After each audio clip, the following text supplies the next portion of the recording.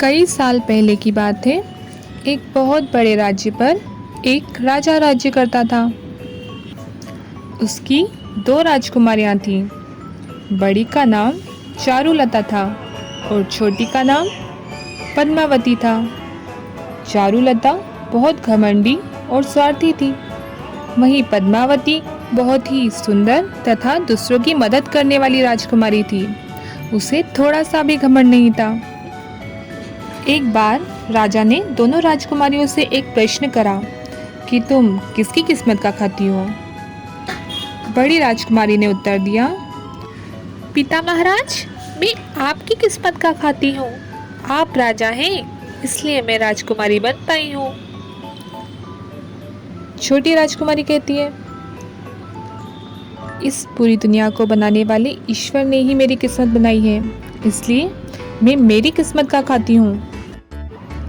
पद्मावती का उत्तर सुनकर राजा गुस्सा हो जाते हैं और उन दोनों को आदेश देते हैं कि तुम दोनों 10 दिन तक एक घने खतरनाक जंगल में रहोगी। बड़ी राजकुमारी मेरी किस्मत का खाती है, इसलिए उसकी सुरक्षा मेरे सैनिक करेंगे। जंगल में उसके खाने पीने रहने की व्यवस्था भी हमारे सेवक करेंगे। वहीं छोटी राजकुमारी अपनी किस्मत का खाती है, तो उसे किसी भी प्रकार की सुरक्षा और सुविधा नहीं दी जाएगी। राजा का आदेश सुनकर दोनों राजकुमारियां जंगल में चली जाती हैं। तुम्हें पता है पद्मा, पिताजी ने सबसे अच्छा रसोइया भेजा है हमारे दल के साथ। इतना स्वादिष्ट खाना बनाता है कि बस पूछो मत। अरे, तुम्हें तो जलन हो रही होगी ना क्योंकि तुम्हें तो इस जंगल में घास फूस ही खाने को मिलेगी यही है ना तुम्हारी किस्मत में दीदी, ये जंगल स्वादिष्ट तरह तरह के फलों से भरा पड़ा है। मैंने तो इतने स्वादिष्ट फल कभी भी खाए ही नहीं।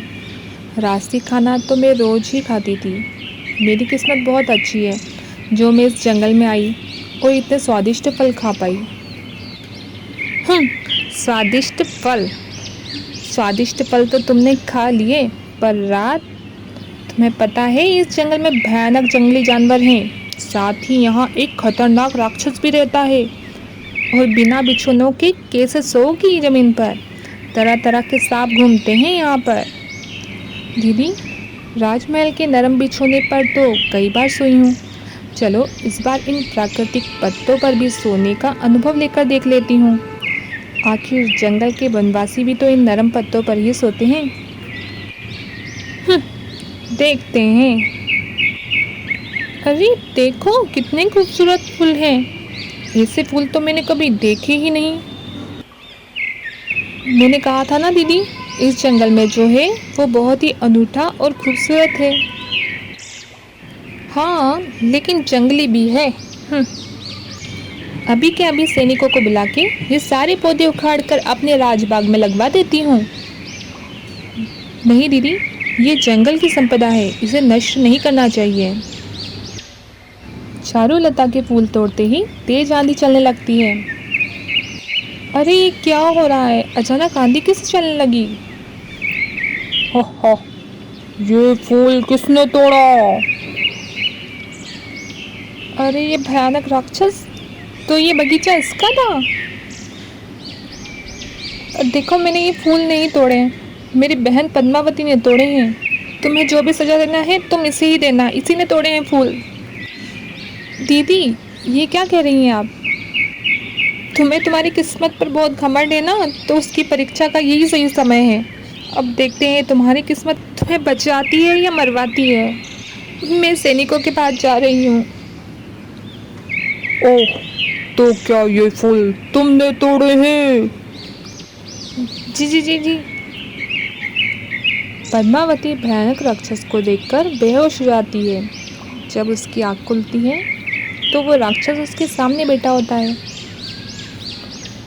क्या तुम मुझे देखकर डर गई थी? जी नहीं, सूरत में क्या है, इंसान का दिल अच्छा होना चाहिए।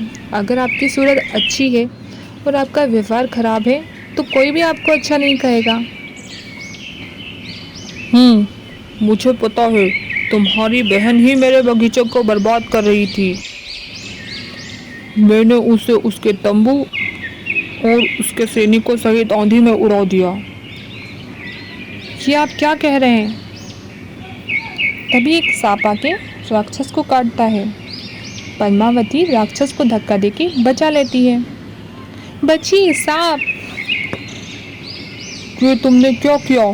तुमने अपनी जान की परवाह करे बिना मुझे बचाया। अरे मैं ठीक हो गया। तुम्हारा बहुत बहुत धन्यवाद। मैं कुछ समझी नहीं, आपका राक्षस रूप कहाँ गया? मैं एक घमंडी राजकुमार था। एक बार एक कुरूप सन्यासी के रूप का मैंने मजाक उड़ाया था। उन्होंने मुझे श्राप दिया कि मैं राक्षस बन जाऊं, पर मेरे क्षमा मांगने पर उन्होंने कहा था कोई अच्छे दिल वाला इंसान मुझे छुएगा तो मैं फिर से राजकुमार बन जाऊंगा। राजकुमार और राजकुमारी अपने अपने राज्य आ जाते हैं। राजा पद्मावती से माफ़ी मांगता है और वे सभी खुशी खुशी रहने लगते हैं।